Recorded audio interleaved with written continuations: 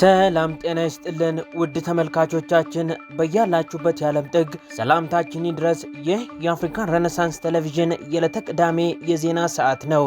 በዛሬው የዜና ሰዓታችን በወቅታዊ ጉዳይ ላይ የሰላም ሚኒስቴር የሰጠውን መግለጫ፣ በሆለታ ችሎት የተፈጸመውን አስደንጋጭ ግድያ፣ የፋይዳ መታወቂያና የዲያስፖራ ሂሳብ እግድን ጨምሮ ሌሎችም የተመራረጡ የአገር ውስጥና የባህር ማዶ መረጃዎችን የምናደርሳችሁ ይሆናል።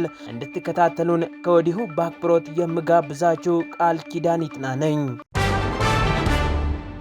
በቀዳሚነት ወደ ያዝንላችሁ መረጃ ስናልፍ በአርሲ ዞንና በጎንደር ዩኒቨርሲቲ በንጹሃን ዜጎችና በእምነት ተቋማት ላይ የተፈጸሙትን አሳዛኝ የሽብር ጥቃቶች መንግስት በጽኑ እንደሚያወግዝ የሰላም ሚኒስቴር አስታወቀ። የሰላም ሚኒስትሩ አቶ መሐመድ እድሪስ በወቅታዊ ጉዳይ ላይ በሰጡት መግለጫ ሀገራዊ ለውጡንና የሰባተኛውን ጠቅላላ ምርጫ ተከትሎ ተስፋ የቆረጡ ጽንፈኛ ኃይሎችና የውጭ ጠላቶች የኢትዮጵያን ሰላምና የህዝብ አብሮነት ለማፍረስ አደገኛ የትንኮሳ ካርዶችን እየመዘዙ ነው ብለዋል። በተለያዩ ቦታዎች የህብረተሰቡን የመምረጥ እንቅስቃሴ ለመገደብ የሚያስችል ማድረግ የሚችሉትን ነገር በሙሉ አድርገዋል። በሺዎች ዓመታት ታሪክ ውስጥ በአብሮነት በመደጋገፍ የሚኖርባት ሀገር ነች። ይህ ብዝሃነታችንን እንደ ጥንካሬ በመቁጠር ተደምረን ሀገር የመገንባት ታሪካችን የትናንትም የዛሬም የነገም እንደሚሆን ግልጽ ነው። ታዲያ በዚህ ሁኔታ ውስጥ ከነበሩ የተለያዩ ትንኮሳዎች ውስጥ በከፍተኛ ደረጃ በተለያየ መልኩ ሲደረጉ የነበሩት ትንኮሳዎች ምርጫን የማጓተት ትንኮሳዎች ሲጓተቱ ማለት ለማጓተት ሲሞከር የነበሩ ትንኮሳዎች ሲከሽፉ ከዛ በኋላ ከምርጫ በኋላ ደግሞ የምርጫ ኮሮጆን እንቅስቃሴ ለማጉላላት ሲሞከር የነበረው አሁንም ሲከሽፍ በተመሳሳይ የጸጥታ አካላት ይህን ምርጫ የማከናወን ሁኔታ በተለያየ ሁኔታ ላይ በማከናወን በመጠበቅ ላይ ባሉበት ወቅት በአርሲ ዞን ላይ እንደዚሁ ጥቃት ፈጽሟል። ሚኒስትሩ በአርሲ ዞን የሽብርተኛው የሸኔ ቡድን መጀመሪያ ከጸጥታ አካላት ጋር ግጭት መፍጠሩን ገልጸው በአካባቢው ሕዝብ ላይ የከፋ ጉዳት እንዳይደርስ በጀግንነት የተዋጉ 5 የሚሊሻና 3 የፖሊስ አባላት መስዋዕት መሆናቸውን ተናግረዋል። የአርሲ ዞን ጥቃት ስንመለከት ዘርዘር ባልከን ስንመለከተው አሶኮ ወረዳ ላይ ደለታ ጨፌ ቀበሌ ላይ በተደረገው ጥቃት ይህ በሌላ አካባቢ ምርጫን ለማደናቀፍ ሲሞክር የነበረው ጽንፈኛው ሽብርተኛው የሸኔ ቡድን እዛ አካባቢ ላይ ያሉት ላይ በመጀመሪያ ግጭት የፈጠረው ከአካባቢው ካሉት የጸጥታ አካላት ጋር ነው፣ ከሚሊሻና ከፖሊስ ማለት ነው። ይህ የሚያመላክተው በእለቱ ቀን 5 የሚሊሻ አባላት 3 የፖሊስ አካላት ተሰውተዋል። ይህ የሆነ ያለ ግን እነዚህ የሚሊሻ አካላትና የፖሊስ አካላት ከዚህ ጽንፈኛ ቡድን ጋር እየታገሉ ባሉበት ሁኔታ ከአካባቢው ሰው እንዲሸሽ ብዙ ስራ ሰርተዋል። ያም ሆኖ ግን በዛው ወረዳ 4 ሲቪሎች ተገለዋል። በተመሳሳይ በቦታው ላይ በአሶኮ ወረዳ ላይ የሚገኝ አንድ የኢትዮጵያ ኦርቶዶክስ ቤተክርስቲያን የተቃጠለ ሲሆን የአንድ የመንግስት ጤና ጣቢያና የቀበሌ ጽህፈት ቤትም ተዘርፏል። 65 የግለሰብ ቤቶችም ተቃጥለዋል። ስለዚህ ከአካባቢው የወጡ የህብረተሰብ ክፍሎችም አሉ። በተመሳሳይ በሸርካ ወረዳ የሽብር ቡድኑ ታግተው የነበሩ 2 ነዋሪዎች ተገለዋል። እንዲሁም በእንቆሌ ዋቤ ወረዳም 2 ንጹሃን ግለሰቦች ገንዘብ አምጡ ተብለው ታግተው የነበሩ ተገለዋል። ይህ ሁኔታው ይህ ሆኖ ያለ ይህ መሆኑም በጣም አሳዛኝ እንደሆነ ሁሉም የህብረተሰብ ክፍል የሚያምን በመሆኑ ምክንያቱም ሰዎች ተበድለው አጥፍተው እንኳ ቤተክርስቲያንና የሃይማኖት ተቋማት ይጠለያሉ እንጂ ቤተክርስቲያንና የሃይማኖት ተቋማት የጥቃት ማዕከል መሆን ታሪካችንም እሴታችንም አይገልጸንም። ይህ አሳዛኝ ድርጊት መወገዝ እንዳለበትና መንግስትም በጽኑ ያወገዘው እንደሆነ የገለጽም ግን ጉዳዩ ላይ ፋክቶችን ለማዛባትና የተለየ ቅርጽ ለመስጠት የተካሄደውን ሁኔታ ግን በጣም በጽኑ እናወግዛለን እንደ ሰላም ሚኒስቴር ማለት ነው። በቡድኑ እኩይ ጥቃት ንጹሐን ዜጎች መገደላቸውና አንድ የኢትዮጵያ ኦርቶዶክስ ተዋሕዶ ቤተክርስቲያን የተቃጠለች መሆኑንም ጠቅሰዋል። የጤና ጣቢያና የቀበሌ ጽሕፈት ቤት መዘረፋቸውም የተገለጸ ሲሆን በተጨማሪም 65 የመኖሪያ ቤቶች ወድመዋል ተብሏል። መንግስት እነዚህን ከኢትዮጵያውያን እሴት ያፈነገጡ ጥቃቶች በጽኑ እንደሚያወግዝም ሚኒስትሩ ገልጸዋል። ድርጊቱን መነሻ በማድረግ እውነታውን ለማዛባትና ሀገራዊ ግጭት ለመቀስቀስ የሚደረገው የሚዲያና የስነ ልቦና ጦርነትም ተገቢ አለመሆኑን ተናግረዋል። በኦሮሚያ ክልል ከ6000 በላይ ታሪካዊ አድባራትና ገዳማት ያሉ መሆኑን የጠቀሱት ሚኒስትሩ ህዝቡና የክልሉ መንግስት ደህንነታቸውን ለመጠበቅ ሌት ተቀን እየሰሩ ባሉበት ሁኔታ ጥቃቱን የሃይማኖት አስመስሎ ማቅረብ ተጠያቂነትን የሚያስከትል አደገኛ አካሄድ መሆኑንም አሳስበዋል። በጎንደር ዩኒቨርሲቲ ተማሪዎች ላይ የተፈጸመው ፈንጂ የማጥመድ ጥቃትም ሆነ የአርሲው እኩይ ተግባር ህዝቡ በነቂስ ወጥቶ ድምፅ የሰጠበትንና አፍራሽ ጥሪዎችን 3 ጊዜ ያከሸፈበትን ታሪካዊ የምርጫ ድል ለመቀማት የተወጠኑ ናቸው ብለዋል።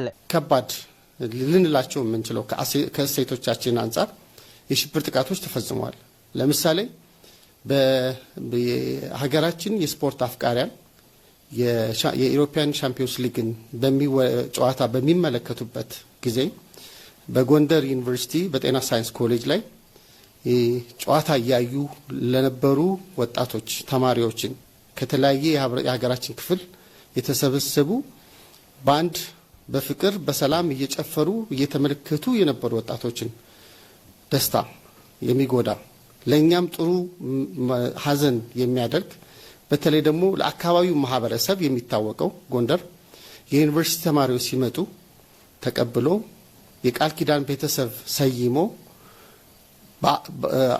ባዕዳነት እንዳይሰማቸው በሁል ጊዜ በበዓል በቤተሰብነት አቅፎ የሚኖር ማህበረሰብ ላይ ፈንጅ በማጥመድ አንድ ተማሪ እንዲሞትና 26 ተማሪዎች እንዲቆስል አድርገዋል። የእምነት ተቋማት የፖለቲካ ማስፈጸሚያ መሆን እንደሌለባቸው ያሳሰበው የሰላም ሚኒስቴር ህዝቡ የጥፋት ኃይሎችን የሚዲያ ማወናበድ በመመከት የአብሮነት እሴቶችን እንዲጠብቅም ጥሪ አቅርቧል። በተከታይነት ወደ ያዝነላችሁ መረጃ ስናልፍ በምዕራብ ሸዋ ዞን ወልመራ ወረዳ ሆለታ ከተማ ሐሙስ ግንቦት 27 ቀን 2018 ዓ.ም በባልና ሚስት መካከል ለአንድ ዓመት ገደማ ሲካሄድ የነበረውን የፍርድ ቤት ሂደት በማስቻል ላይ የነበሩት ዳኛና ከሳሽ በዚያው በችሎት ላይ በተከሳሽ በጥይት ተደብድበው መገደላቸው ተሰማ።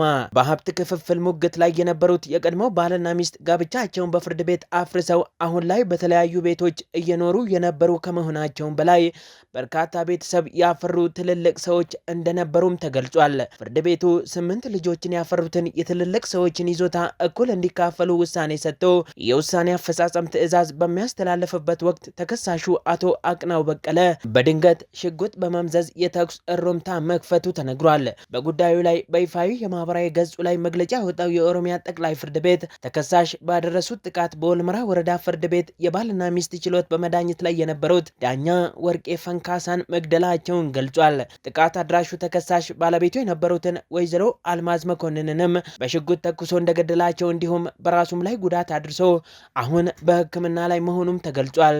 ፍርድ ቤቶች ውስጥ ችሎት ሲሰየም በሕጉ መሰረት ባለጉዳዮች ተፈትሸው ወደ ችሎት መግባት ይኖርባቸው ነበር ያሉት በጉዳዩ ላይ አስተያየታቸውን በማህበራዊ የትስስር ገጾች ያጋሩ በርካቶች፣ ነገር ግን እንዲህ ያለ መዘናጋት በብዙ ፍርድ ቤቶች የተለመደ ሆኖ እንደሚመለከቱ ገልጸዋል። ከዳኛዋ በላይ የተከሳሹ ኢላማ እንደነበሩ የሚጠረጥሩት የሟች የከሳሽ ጠበቃ ሮጠው ባይወጡ እሳቸውንም የሚጠብቃቸው ተመሳሳይ እጣ ሊሆን እንደሚችል በምክንያታዊነት ገምተዋል። የኦሮሚያ ጠቅላይ ፍርድ ቤት እንዳስታወቀው በአሁኑ ወቅት በተጨማሪም በወንጀሉ የተጠረጠሩ ግለሰቦች በቁጥጥር ስር የዋሉ ሲሆን ጠቅላይ ፍርድ ቤቱ አክሎም የተከሰተው ድርጊት በምንም መንገድ ተቀባይነት የሌለው ነው ሲል አውግዞታል። ውድ ተመልካቾቻችን ዜናዎቻችን አሁንም ወደ እናንተ መድረሳቸውን እንደቀጠሉ ነው። የኢትዮጵያ ብሔራዊ ባንክ መኖሪያቸውን ከኢትዮጵያ ውጭ ያደረጉ ደንበኞች የባንክ ሂሳባቸውን ከፋይዳ መታወቂያ ጋር ማጣመር ሳያስፈልጋቸው በጊዜያዊነት በልዩ ሁኔታ መስተናገድ የሚችሉበትን አሰራር መዘርጋቱን አስታወቀ። የኢትዮጵያ ንግድ ባንክ ባወጣው መመሪያ መሰረት በዋና ዋና ከተሞች በሚገኙ የባንኩ ቅርንጫፎች የተከፈቱ የባንክ ሂሳቦች ባለቤቶች የሆኑና እስከ ግንቦት 6 ቀን 2018 ዓ.ም ከፋይዳ መታወቂያ ከኢትዮጵያ ጋር ሳያጣምሩ የቀሩ ደንበኞች በቀጣይ እስኪያጣምሩ ሂሳባቸው በጊዜያዊነት እንዳይንቀሳቀስ መደረጉን አስታውሷል። ከዚህ ጋር በተያያዘ ከዚህ በፊት ሂሳብ በሚከፍቱበት ወቅት የመኖሪያ አድራሻቸው ከኢትዮጵያ ውጭ እንደሆነ በባንኩ የመረጃ ቋት የተመዘገበ ማስረጃ ያቀረቡ ደንበኞች ሂሳባቸው ያልታገደ መሆኑን የኢትዮጵያ ንግድ ባንክ አስታውቋል። በተጨማሪም ደንበኞች በውጭ ሀገር መኖራቸውን ሊያስረዱ የሚችሉ ማስረጃዎችን በቀጥታ የባንክ ሂሳቡ በተከፈተበት ቅርንጫፍ ስራ አስኪያጅ የኢሜል አድራሻ ወይም በዲያስፖራ ባንኪንግ ክፍል የኢሜል አድራሻ diasporabanking@cbe.com.et በመላክ እግዱን በጊዜያዊነት ማስነሳት ይችላሉ ሲል ያስታወቀው የኢትዮጵያ ንግድ ባንክ ነው። በመጨረሻም ከውጭ ወደ ያዝነላችሁ መረጃ ስናልፍ የቻይናው መሪ ዢ ጂንፒንግ ከ7 ዓመታት በኋላ ለመጀመሪያ ጊዜ የረጅም ዘመን አጋራቸውን ሰሜን ኮሪያን ሊጎበኙ መሆኑ ተነገረ። ፕሬዝዳንቱ ሰሜን ኮሪያን የሚጎበኙት በኪም ጆንግ ኡን ግብዣ መሰረት በሚቀጥለው ሳምንት ከሰኔ 1 እስከ 2 2018 ዓ.ም መሆኑን የሀገሪቱ ብሔራዊ መገናኛ ብዙሃን ዘግቧል። ፕሬዝዳንት ዢ ለመጨረሻ ጊዜ ሰሜን ኮሪያን የጎበኙት በ2011 ዓ.ም ነበር። ጉብኝቱ ፕሬዝዳንት ዢ በፒዮንግያንግ የውጭ ጉዳይ ፖሊሲ ላይ ትልቅ ሚና ያላቸውን የአሜሪካ ፕሬዝዳንት ዶናልድ ትራምፕንና የሩሲያውን ፕሬዝዳንት ቭላዲሚር ፑቲንን በቤጂንግ በተቀበሉ በሳምንታት ውስጥ የሚካሄድ ነው።